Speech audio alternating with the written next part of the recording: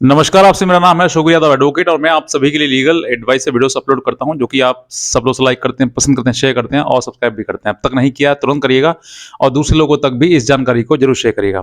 देखिए, ऐसे बहुत सारे हस्बैंड्स हैं जो अपनी पत्नी से इतना परेशान है कि वो एक्सप्लेन नहीं कर सकते। उनके सामने एक ही ऑप्शन बचता है कि वो या तो अपना जीवन त्याग दें या फिर इस परेशानी से हमेशा हमेशा के लिए निकल जाएं।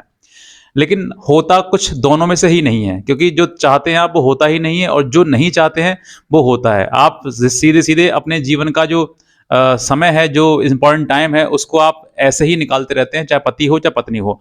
दोनों में झगड़ा इतना हो जाता है कि साथ भी रहना संभव नहीं है और दूर छुटकारा होना भी संभव नहीं है।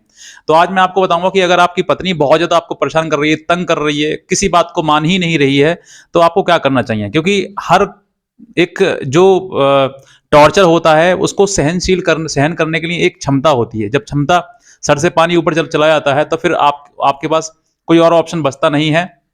जो वो कर रही है उसे करने दीजिए जाए, क्योंकि अगर आप उसको रोकोगे तो वो रुकने वाली तो है नहीं। जितना आप रोकोगे वही काम वो ज़्यादा करेगी और उसके बाद जो तुमको पीड़ा होगी वो तुम ही समझ सकते हो कि कितनी पीड़ा हो सकती है। तो अगर आपकी पत्नी आपकी बात नहीं सुन रही है तो आपको एक ही काम उसको करने देना है। अगर वो किसी प्रकार से, क्योंकि बार-बार थाने से, कोर्ट कचहरी से आना-जाना या फिर पुलिस को लेकर आना, पुलिस के साथ द्वारा ड्रामा करना, ये सब चीज़ें जो है वो एक समाज में अपमानजनक चीज़ें होती हैं। आदमी बहुत ज़्यादा टूट जाता है कि जिसके साथ मैंने शादी करी थी, जिसके साथ मैंने रिश्ता निभाया था, वो ही व्यक्ति जो है अब मेरे साथ में ऐसा बदसलूकी करे कि वो बार-बार पुलिस घर पे लेके आए, पुलिस के द्वारा अपमान करवाए, थाने में लेके जाए, वहाँ पर बेइज्जती करवाए और भी कई प्रकार से समझौता करवाए, फिर तमाम जो एलिगेशंस हैं वो लगाए झूठे-झाटे। तो अब ऐसे समय पर जो है वो आपको या आपके सामने जब कोई रास्ता नहीं नज़र आता है, तो जो वो पत्नी कर रही है, उसको वही करने दीजिए। क्योंकि आप लाख उसको रोक लीजिए, नहीं रुकेगी, क्योंकि कानून, उसको पता है कि भाई कानून जो है वो मेरे पक्ष में है, तो मुझे कानून का जो है वो उसका दुरुपयोग ही करना है। जितना चाहे उतना कर सकती है वो, क्योंकि वो हर हालात में ये चाहेगी कि जैसे मैं कहूँ वैसे करें, जो मैं कहूँ, जो मेरे द्वारा मतलब कहा जाए वही हो घर में। तो सब कुछ ऐसा संभव नहीं है कि कल आपने शादी करी और सब कुछ आपके अनुसार हो जाए।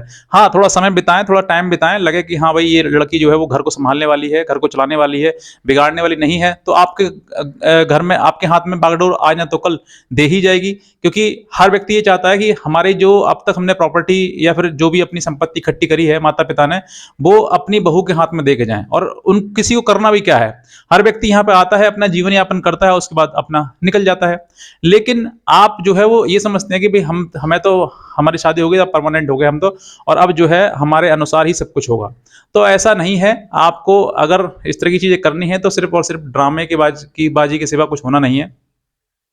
अगर देखिए, ऐसी ही घटना बता रहा हूँ आपके लिए, एक छोटा-सा एग्ज़ाम्पल है जो हुआ। पत्नी ने इतना नाक में दम कर दिया कि पति जो है वो हर दूसरे, तीसरे दिन, चौथे दिन या फिर महीना में 1 आध बार घर पे पुलिस आ ही जाती है उसके।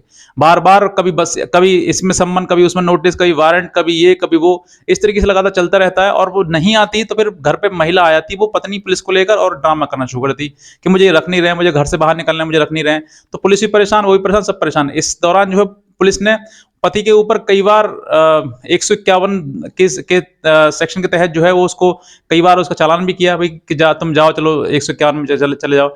लेकिन जो हुआ वो गलत ही हुआ था, लेकिन क्योंकि पुलिस भी कहीं ना कहीं मजबूर है कि महिलाओं की सुन लेती है और पुरुष की सुनती नहीं है। तो ऐसे में जो है वो बार बार इस पीड़ा को झेलते हुए जो है पति ने भी ये सोच लिया कि अब जो होना है वो हो जाए, क्योंकि मान सम्मान जैसी चीज तो कोई रही नहीं समाज में, अब तो जो कर रही है वो करते रहे। तो पत्नी ने इस दौरान जो वो 498 का मुकदमा, मेंटेनेंस का मुकदमा, डीवी का मुकदमा, ये सब कुछ मुकदमा कर दिए।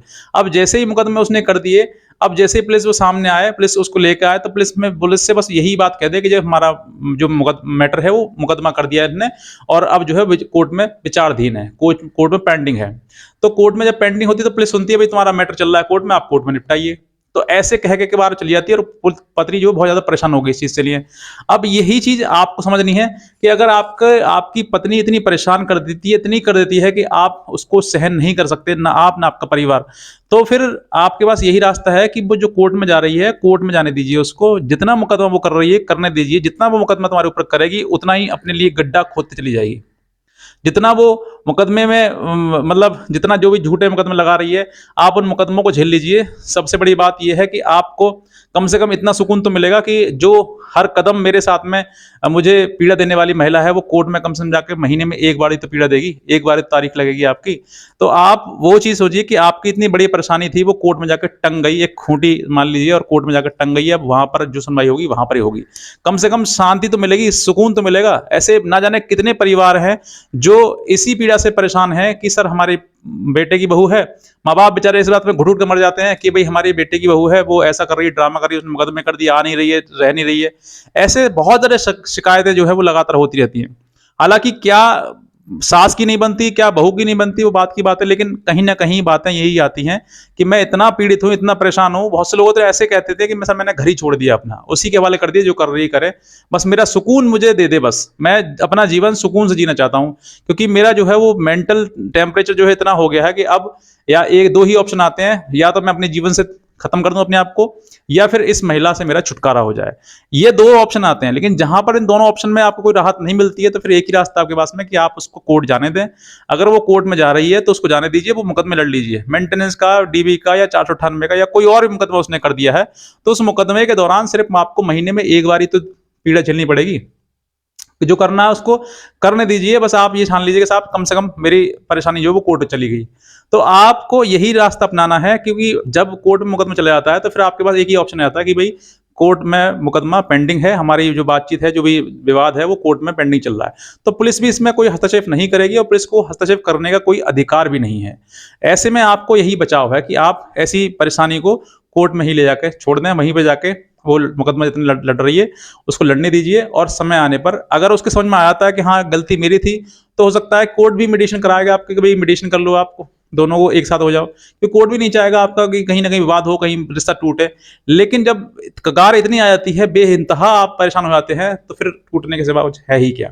कभी-कभी ऐसा होता है कि आप कहीं पति-पत्नी जो है गलत व्यक्ति जुड़ जाते हैं एक-दूसरे से साथ में, जहाँ पर दोनों बेचैन हो जाते हैं। समझदारी यही है कि आप दोनों, जब लगता है कि दोनों ही परेशान हैं, दोनों ही बहुत ज़्यादा विचलित हैं, दोनों साथ में रहना संभव ही नहीं है, तो फिर जितना समझौता हो सकता है समझौते के आधार पर तलाक ले लें, रिश्ता खत्म करें। वरना बहुत सारे लोग क्या है, वो जीवन भर झूलते रहते हैं, जूझते रहते हैं, ना मुकदमा करते हैं, ना ही मतलब छोड़ते हैं, ना घर में रहते हैं, सिर्फ और सिर्फ क्या करते हैं, मुकदमे लड़ते रहते हैं। तो ऐसे में आपको आप समझ जाइए कि ऐसी महिला मतलब बुद्धि तो रही नहीं, क्योंकि अगर होती तो कहीं ना कहीं इसका कहीं आज ना तो कल निपटारा होता ही होता। लेकिन सालों साल, 10 साल, 20 साल तक मुकदमे लड़ाती हैं, और लड़ाते लड़ाते जब थक जाती हैं, तो फिर कहती हैं अरे मेरे पति ने तो मुझे छोड़ दिया। ये नहीं सोचते हैं कि मेरी गलती कहीं न कहीं रही होगी, कि मैंने भी मुकदमे करे, मैंने भी गलत झूठ बोला, वो भी सब रही होगी, नहीं रही।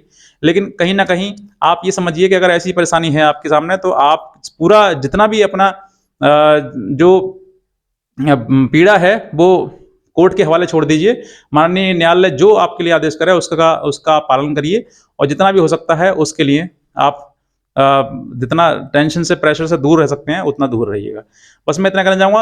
अगर आप नए हैं, तुरंत सब्सक्राइब कर लें और दूसरे लोगों तक ज़रूर शेयर करें इस वीडियो के लिए। आज के वीडियो में आपसे बहुत धन्यवाद।